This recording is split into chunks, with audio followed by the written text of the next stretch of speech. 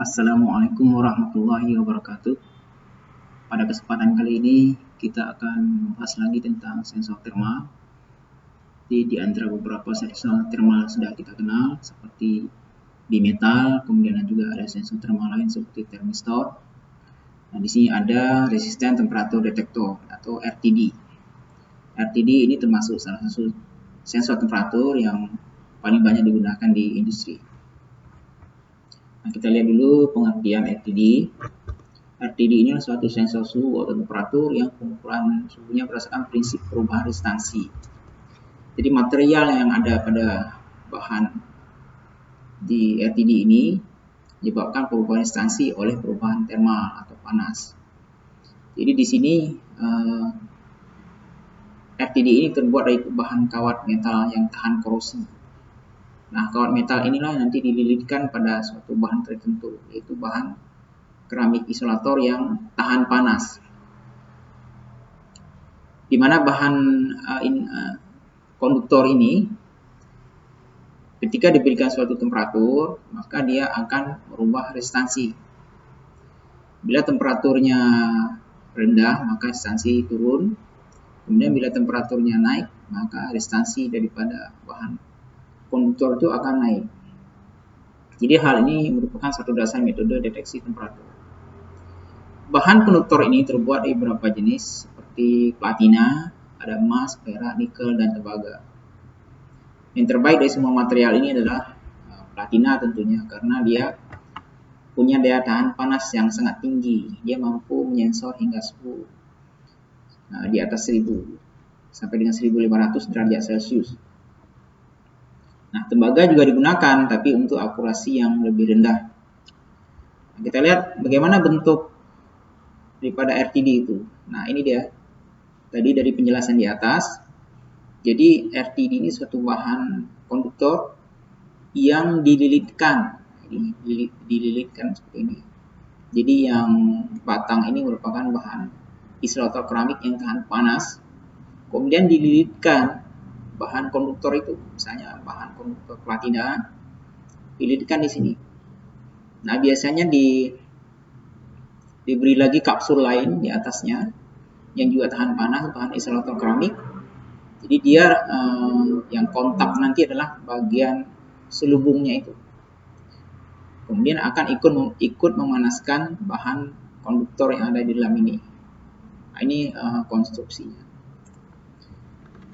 Jadi prinsip kerjanya, ketika suhu elemen RTD meningkat atau naik ya, maka restansi elemen juga akan naik. Begitu juga sebaliknya, apabila temperatur turun, maka restansi akan ikut turun.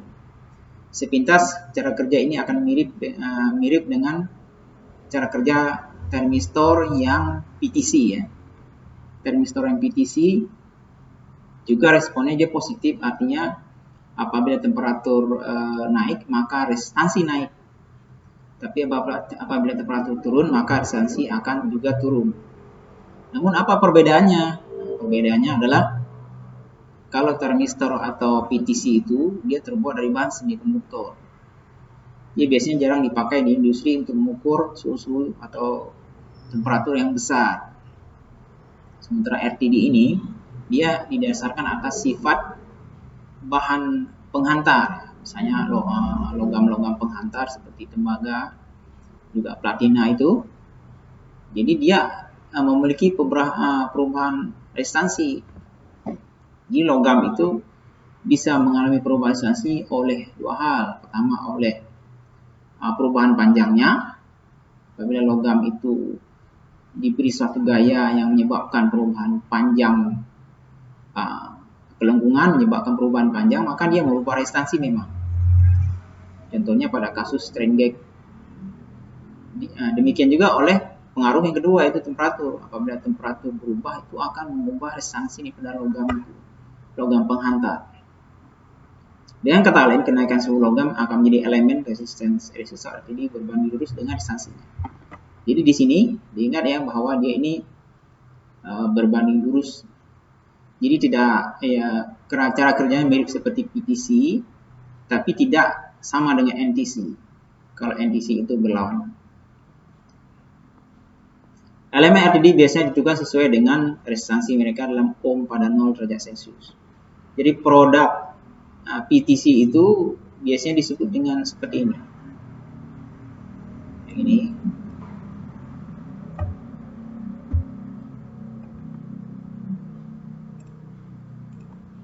Nah, ini contohnya. PT100.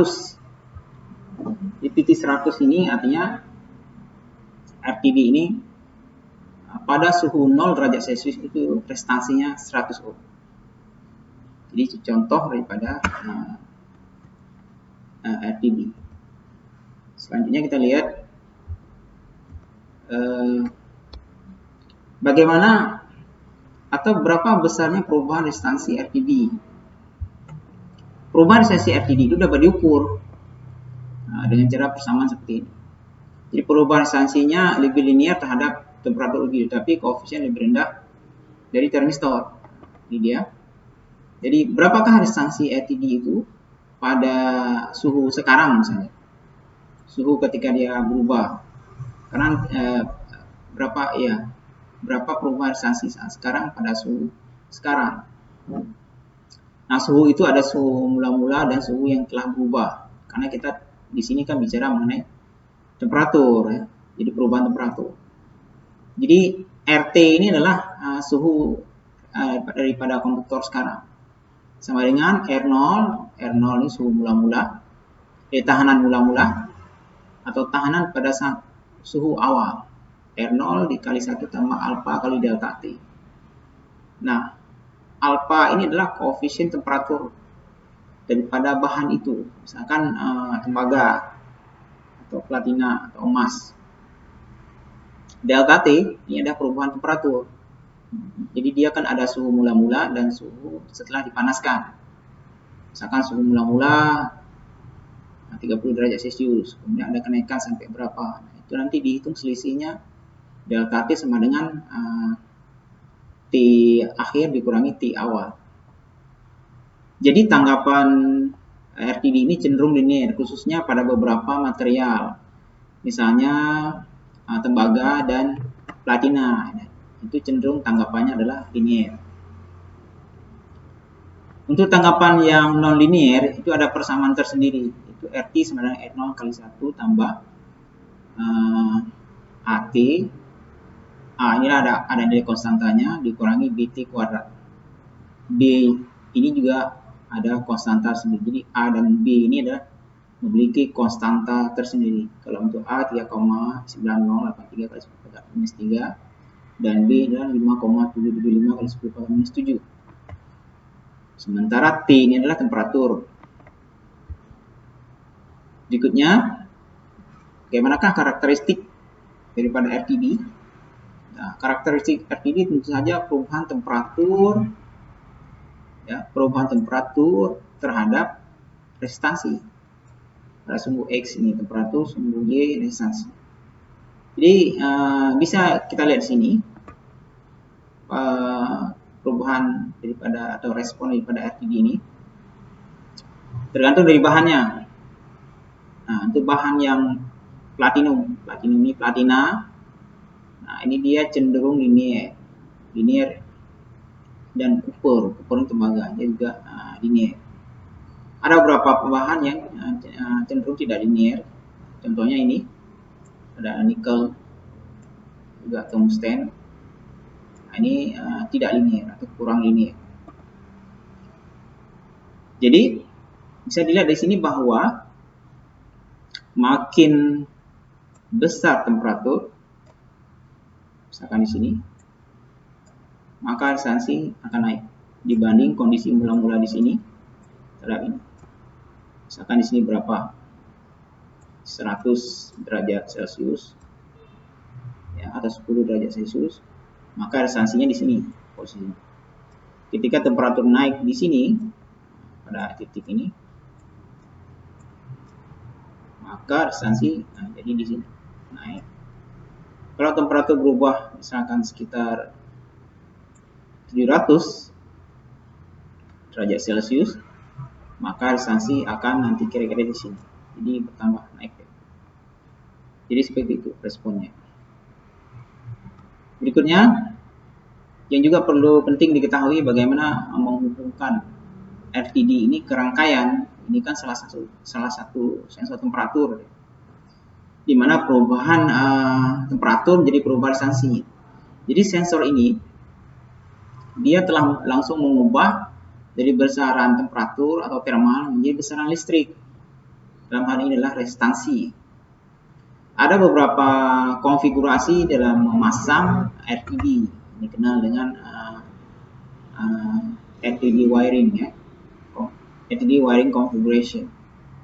Ada konfigurasi 2 kawat, 3 kawat dan 4 kawat. Jadi ini adalah RTD-nya. Karena RTD kan itu sebuah komponen perubahan instansi yang dipenuhi oleh suhu. Nah, kalau mulai 2 kawat langsung seperti ini, jadi pasangkan. Jadi di sini ada nanti kawat putih sama kawat merah. RTD itu ini sudah standar biasanya diproduksinya. Ini langsung dihubungkan dengan 2 kawat seperti digunakan pada ujung-ujung daripada kedua RTD itu. Kemudian ini gambaran umum dari ketiga model.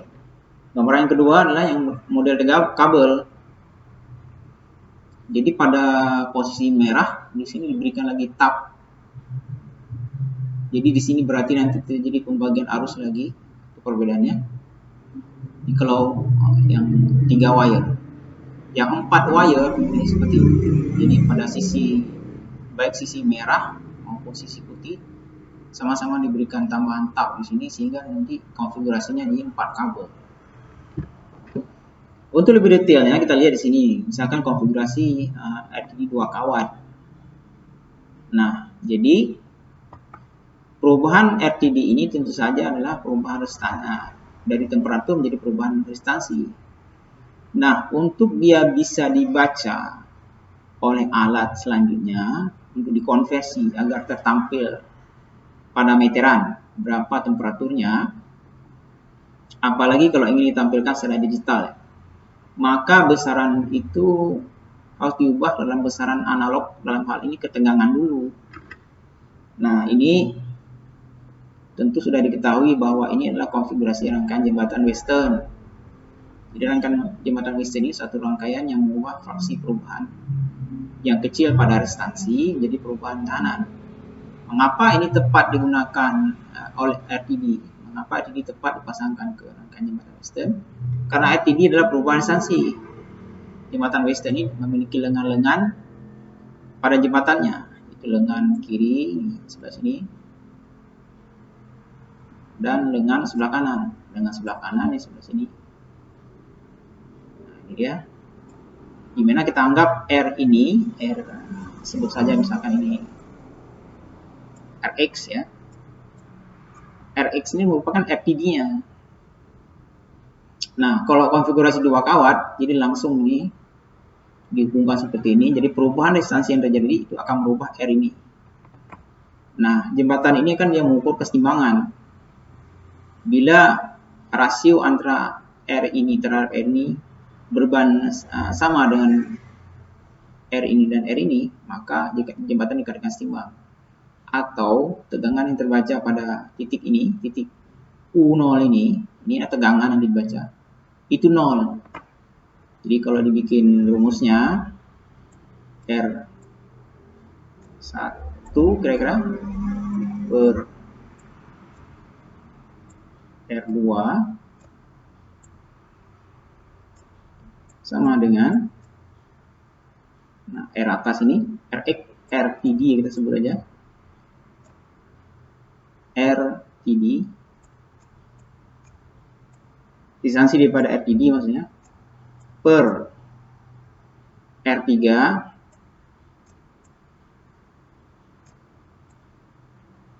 ini sama. Bila terpenuhi rasio ini, maka di sini tegangan yang terbaca adalah 0. Karena ini prinsip pembagi tegangan, ini kan antara R1 R2 ini seri, antara Rx atau RTD terhadap R3 itu seri. Jadi dia bagi tegangan. Bila rasio ini terpenuhi, maka tegangan pada U0 ini akan 0. Nah, karena di sini arus mengalir langsung kemari, maka arus yang mengalir itu besar. Nah, begitu juga dengan tegangan yang terbaca itu. Karena titik yang diukur adalah titik kalau pada LCD berarti tegangan di sini.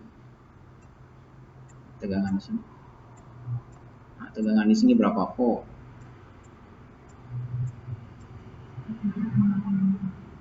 Jadi akan dibandingkan dengan tegangan bawah. Jadi akan besar. Jadi akan terjadi pembacaan di sini ketidakseimbangannya besar. Maka itu dia kesalahan nanti akan besar. Maka dikatakan bahwa yang metode ini memiliki error yang lebih besar. Ini bisa dilihat pada penjelasan ini. Ini akan menambah langsung besarnya nilai sanksi.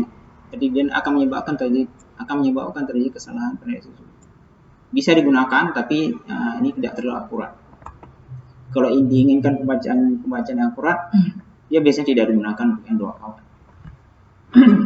Kemudian yang 3 kawat, perhatikan ini yang 3 kawat. Konfigurasi 3 kawat terdiri dari 2 lead arus dan 1 lead tegangan. Nah, ini dia. Perhatikan. Jadi sebagaimana sebelumnya pada ini yang bisa dilihat di konfigurasi umum ini. Jadi di sini diberikan 1 tab lagi. Jadi untuk arus dan ini untuk perubahan tegangan yang nantinya dihubungkan ke titik seimbang daripada jembatan Western. Di sini resistansi lead tegangan yang tinggi untuk meniadakan efek dari drop tegangan karena arus yang mengalir selama pengukuran. Nah, ini dia. Untuk mengurangi tegangan jatuh yang akan masuk tegangan ke titik seimbang. Perhatikan perbedaannya. Kalau tadi ini kan tidak ada yang tengah ini. Jadi ini ditambahkan tab di sini. Sehingga akan mengurangi tegangan yang terjadi. Tegangan tidak seimbang di sini akan berkurang dengan konfigurasi seperti ini. Begitu juga arus yang mengalir. Karena terjadi percabangan. Sehingga ketidakseimbangan di sini akan relatif kecil. Jadi ukuran yang baik pada keseimbangan itu akurat apabila nilai pembacaannya kecil sekali. Jadi kalau kecil berarti dia nanti errornya kecil.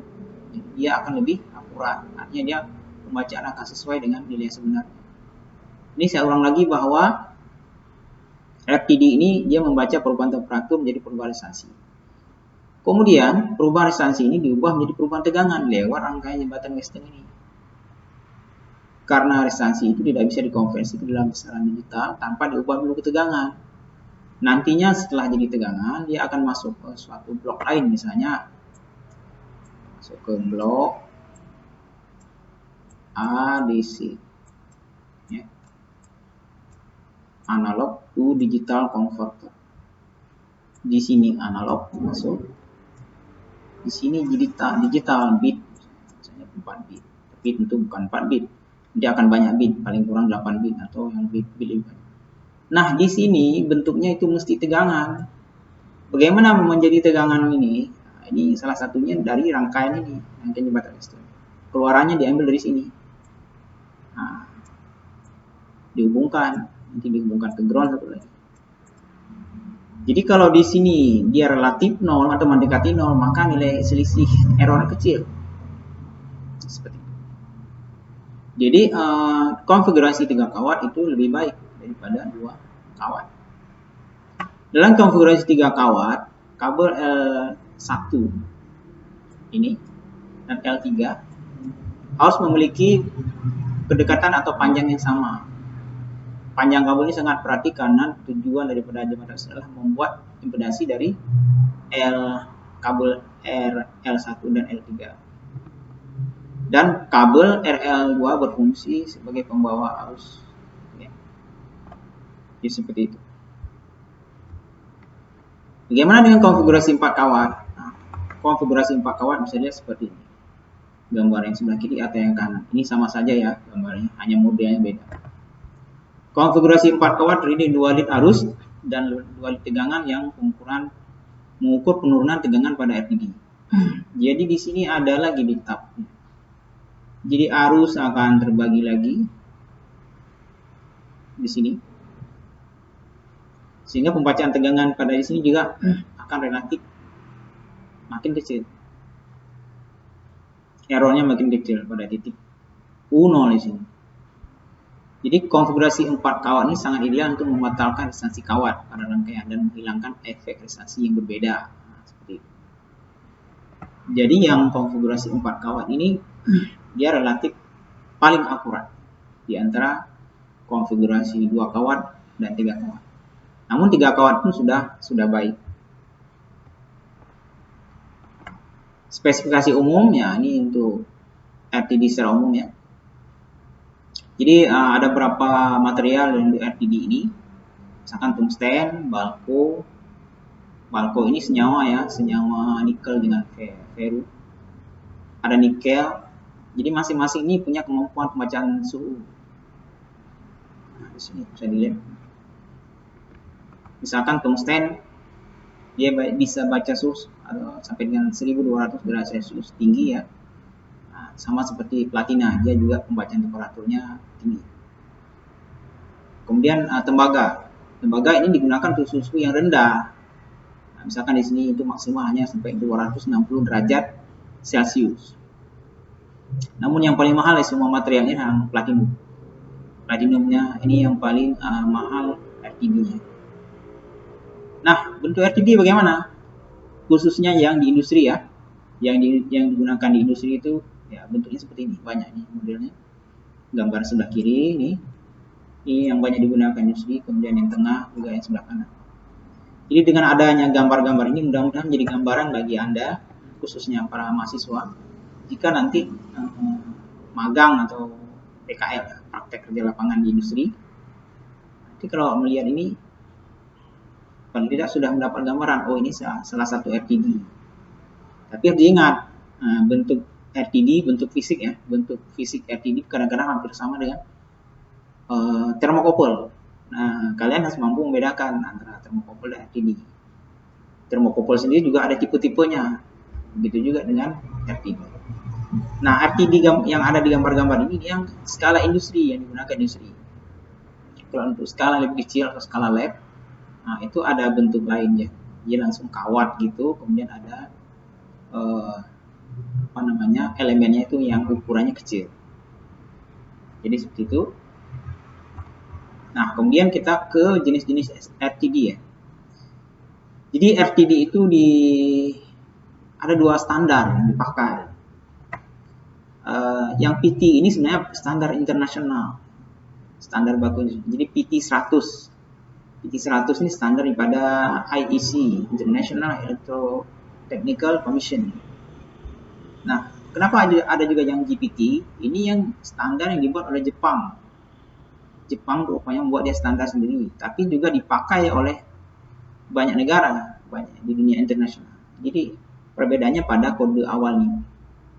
Kalau versi Jepang GPT 100 sama dengan PT 100. Jadi maksudnya ini kalau PT 100 ini RTD yang pada suhu 0 derajat Celcius itu resistansinya 100 ohm. Memang sudah di-set sedemikian rupa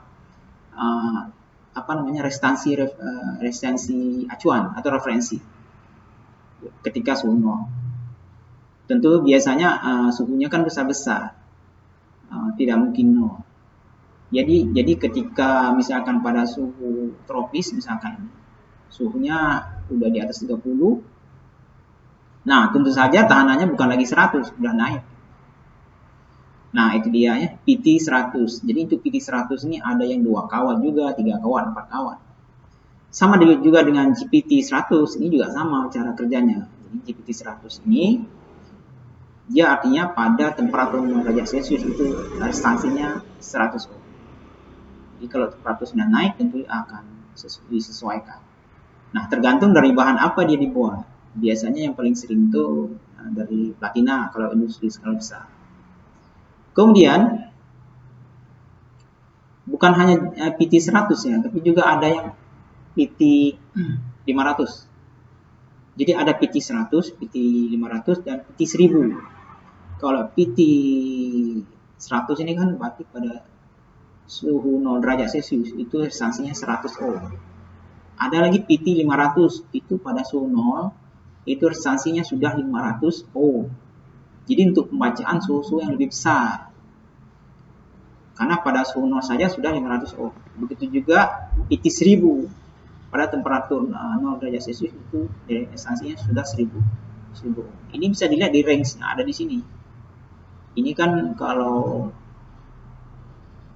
ini dia mampu bisa baca suhu hingga dari minimal hingga maksimal. Yang seri GPT juga demikian, jadi ada yang 2 kawat, 3 kawat, dan 4 kawat. Nah, jadi seperti itu. Jadi untuk saya ulang bahwa bukan hanya PT 100 ya, tapi ada PT 500 dan PT 1000. Begitu juga dengan GPT. Ada GPT 100, GPT 500, dan GPT 1000. Nah, ini dia jenis-jenis RTD. Jadi RTD ini punya kelebihan dan punya kekurangan. Kelebihannya dia stabil dan akurat. Kemudian kelebihan lain adalah linear, khususnya pada platina dan tembaga. Jadi dia pembacaannya bagus, linear ya. Ada kekurangannya juga.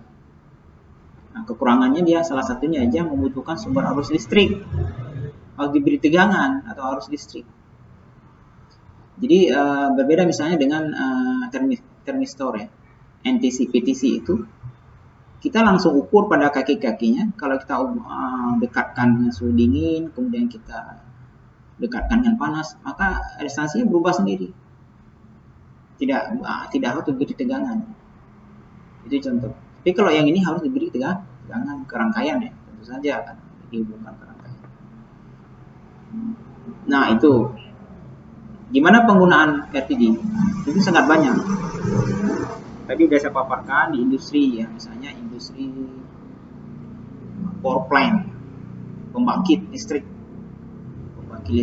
apalagi tenaga nuklir, pasti dia membutuhkan alat pembacaan suhu yang RTD ini. Kemudian industri petrokimia, kemudian industri migas untuk pembacaan temperatur besar, dia membutuhkan RTD.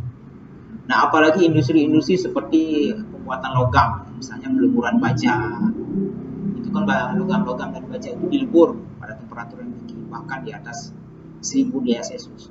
Salah satu alat ukur yang digunakan adalah RTD. Nah, mudah-mudahan nanti khususnya adik-adik mahasiswa ketika magang dan PKL, kalian akan menggali lebih banyak tentang RTD ini untuk langsung di alatnya atau di lapangan pelajari. Jadi seorang engineer itu harus mampu, seorang teknisi dan engineer harus mampu memaintain.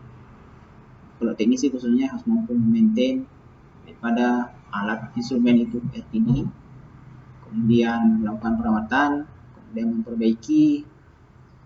Kemudian engineer harus lebih pada kemampuan analisis dan penanganan daripada sensor-sensor temperatur itu. Demikian untuk bahasan hari ini. Terima kasih. Assalamualaikum warahmatullahi wabarakatuh.